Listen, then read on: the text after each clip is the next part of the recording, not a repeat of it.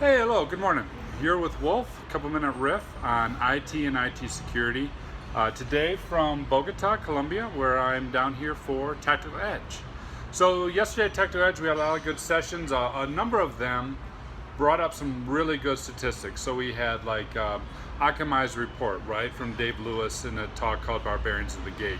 We had EdgeScam's report, right? We had internal dialogue about what organizations were seeing from their monitoring, their IPS, their IDS. There's some stats there.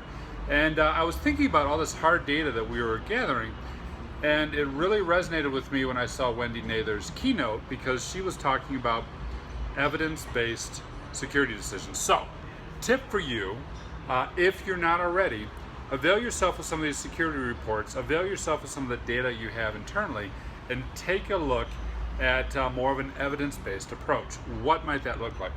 So for example, Dave Lewis was pointing out the fact that about half the attacks I see come across in the web layer involve SQL injection.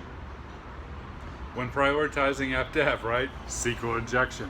Other talks were looking at the prevalence of network attacks across the DMZ and how those attacks are oftentimes tied back to missing patches, misconfigurations. So if you're thinking about where to spend money in terms of vulnerability management and patch management, is the tool that you're looking at something that would support your network firewalls, your switches, your routers, those sort of things? Better, we start looking at the data internally that says, hey, we're seeing this many attacks, we're triaging this many things, we're seeing a rise in this and a tape off in that. So for example, you may say, we're really concerned about denial of service because it's in the news right now, but you know, historically, we've never seen it. And historically, our sector very rarely has gotten it. So perhaps that's an area where if you're budgeting money and putting tools, you could trim that or bring that back, right?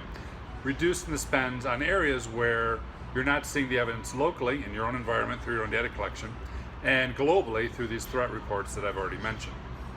So not only looking for areas to improve and invest in, but also looking for areas to trim and pull back.